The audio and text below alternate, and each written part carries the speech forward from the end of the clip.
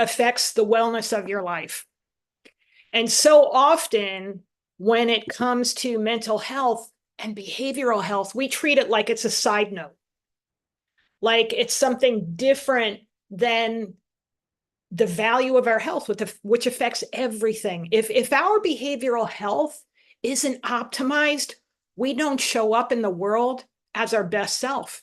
It's that simple, and it needs to really be checked just like anything else, and not overlooked. And if we need help in that area, that we get it, and we're not embarrassed over it. We don't think it's like some stigmatized less than. It's just like any other part of our health.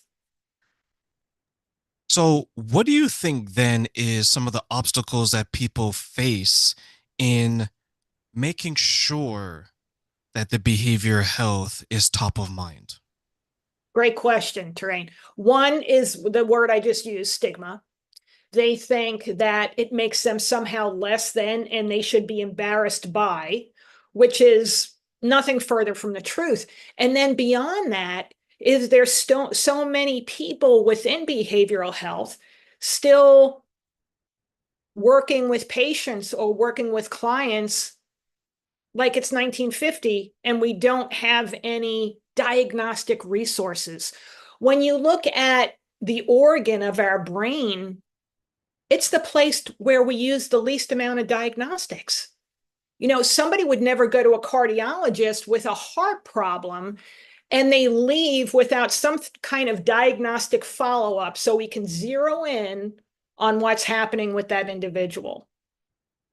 So when it comes to behavioral health, one of the hurdles is let's actually talk to somebody who's going to use real information, diagnostic information, objective information to find out what's happening with you. The treatment for so many people within behavioral health is let's try this, let's try that, let's try and see if it works. We're throwing a dart, we're hoping we land someplace close and we can help that person while that person continues to have problems during that whole time period.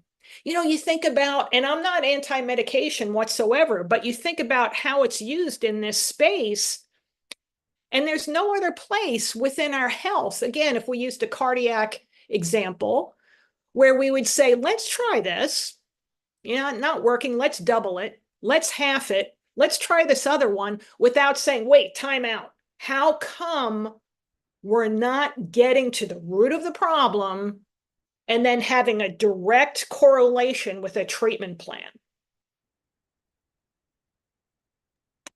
Could the identifying the root cause Right. be scary for some people to come face to face with? Mm-hmm. Mm-hmm.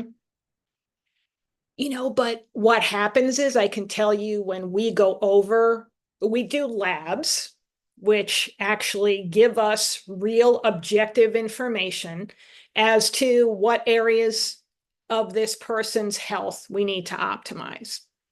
So we look at what we call biomarkers, neurotransmitters, for example, things like serotonin, dopamine, epinephrine, norepinephrine. Then we go beyond that and take a deeper dive to look at what would be genetic biomarkers for that individual. So when we look at those things, what might seem scary actually does just the opposite in the end. When I'm going over a patient's results, I can't tell you, Terrain, how many times there are tears. They're tears of joy because this person says, that's exactly how I felt my entire life, and no one's ever identified it. You are saying exactly how I've always felt. For the first time, they actually feel validated to, yeah, this is how I'm showing up in the world because this is what's going on with me. And you know what? It has nothing to do with my fault. It's my fault. No, this is what's happening. Again, I'll use an analogy with another part of health. If someone was a diabetic, we wouldn't say, why are you behaving that way? We'd say, whoa, whoa, whoa, what's going on? We need to get you to the doctor. We need to figure this out. We need to make sure your insulin is correct. The dosing is correct. We would never